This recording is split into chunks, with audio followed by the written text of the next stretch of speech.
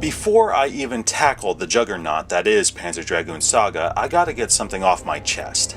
I'm not a big fan of role-playing games. I know, how can I be a hardcore gamer and not love a good RPG? Well, I feel my biggest issue is the combat system. The very notion of just standing there waiting for my turn while leaving me open to an attack that is sure to come just seems absurd. I always felt action should be kinetic, not static. That's just me though, I could be wrong. Needless to say, I was both confused and disappointed to find out that Panzer Dragoon Saga, the third chapter in a series of rail shooters, was a fucking RPG. With only 30,000 copies produced in North America, it's rare, thus making it one of the more expensive Saturn titles available. I'm sure the simple fact that many gamers see it as one of the best role-playing games ever made for any console has nothing to do with padding its rather considerable asking price. In spite of these obstacles, the one thing that really excited me was the thought of expanding on Dragoon's mythology. Oddly enough, Saga went into development around the same time as Zwei. Bringing this epic to life was an arduous task, to say the least. Over the course of 2 years, the team of 40 had to struggle with converting their action series into an RPG and somehow satisfy newcomers without alienating fans of the original. And by some miracle, they succeeded. I say that because I fucking love this game. The story is set sometime after the events depicted in Panzer Dragoon. Our protagonist is a young Imperial soldier, Edge, guarding an excavation site amidst a dusty wasteland. Edge is somewhat unhappy with his assigned duty, craving action over peace and quiet. Suddenly, the mine is harassed by a large mutant creature. Edge quells the situation while discovering an ethereal-looking woman buried within the rock. Before he can satisfy his curiosity, the site is attacked by the mutinous Kramen and his followers. They make off with the mysterious woman and shoot Edge, knocking him into an underground reservoir. That is when he finds the dragon, or the dragon finds him. Like the previous games, this dragon communicates with the rider telepathically and aids in his escape. The dragon takes Edge back to the site, and that's where he finds his dying captain. Fueled by rage, Edge then vows revenge and sets out on his mission with Yu by his side. I named mine Yu. Dorky? Perhaps. Do I care? Not one damn bit. Though it may sound simplistic for an RPG, it's anything but. As the story unravels, you'll meet up with some fascinating personalities that explain the myths surrounding these majestic creatures, as well as the Ancients, the beings responsible for the Great War mentioned in Panzer Dragoon, and maybe even Azelle herself. Yes, the woman from the mine.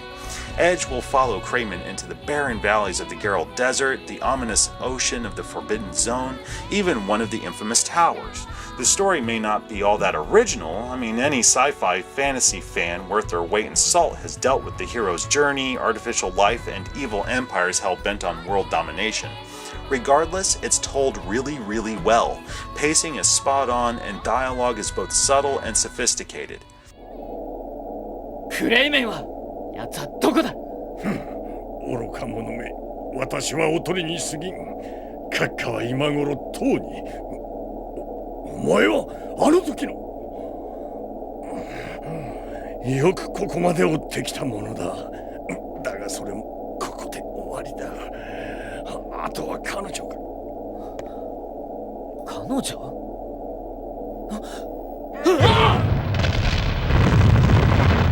Speaking of dialogue, that was something I neglected to mention in my previous video.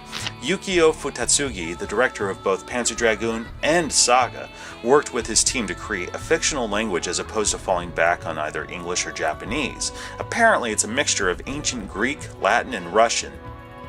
Talk about going above and beyond the Call of Duty. Unlike the first two games, Panzerese is only heard in the beginning and the very end. Every other spoken word is Japanese. Regardless, the actors did a fantastic job conveying the emotion necessary for any given sequence and should be applauded for their efforts.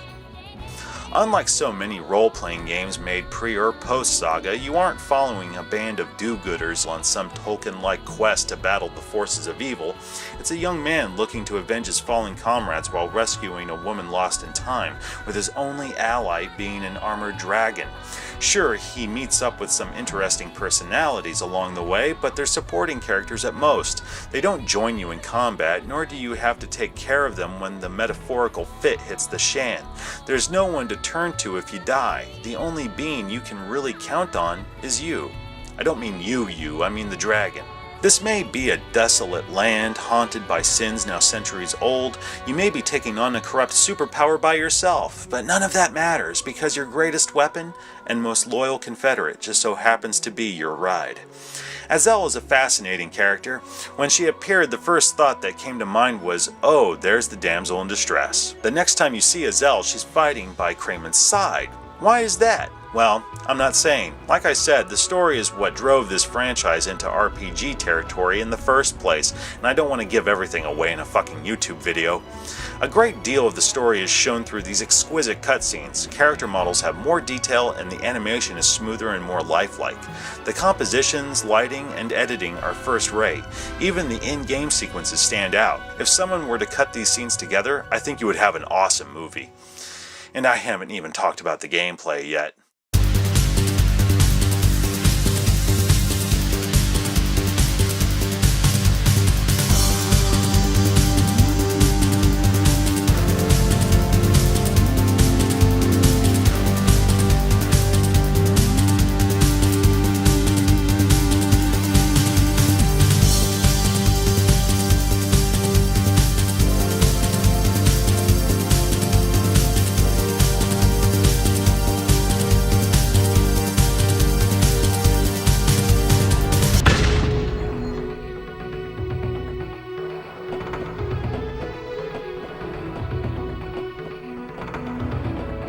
You'll spend a lot of time exploring these expansive, fully rendered 3D environments by air, uncovering various items locked away in these rotating obelisks that your dragon can blast open in real time. These items range from healing elixirs, weapon upgrades, kittens, whoops, wrong game. The underground ruins of Uru may throw you when you're forced to abandon the dragon and ride a floater, limiting your attacks to Edge's modest abilities during battle. On foot, Edge can wander about a few locations, such as the Caravan and the village of Zoa, just to name a couple, where you visit various establishments and engage in some enlightening conversations with their respective inhabitants. Just like any other RPG, there are shops where you can buy and or sell items, locals feed you information pertinent to your task, or make it their mission to make Edge feel unwelcome, at least at first. It's standard stuff, though it's well executed. Some graphical limitations can be seen here, namely clipping and pixelated textures when viewed up close. This didn't take anything away from the game for me personally. Oftentimes I was distracted by the light sourcing and, what could it be? Transparencies? Well, I'll be damned. It's interesting to note that the developers chose to use transparencies for clouds and mist while using the all too familiar waffle fry pattern for rays of light. Surprisingly, it comes together nicely.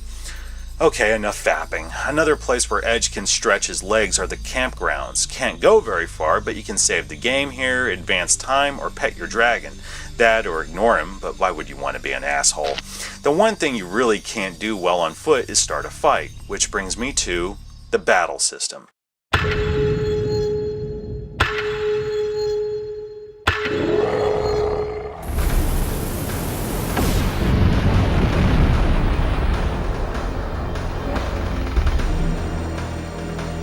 As you can see, it's turn-based combat.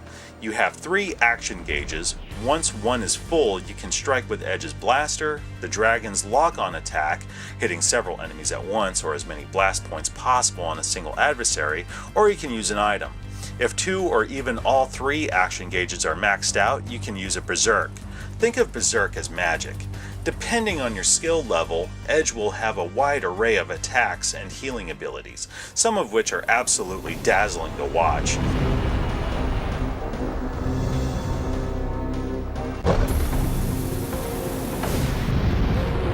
Two features that rock my controller is the ability to maneuver in real time.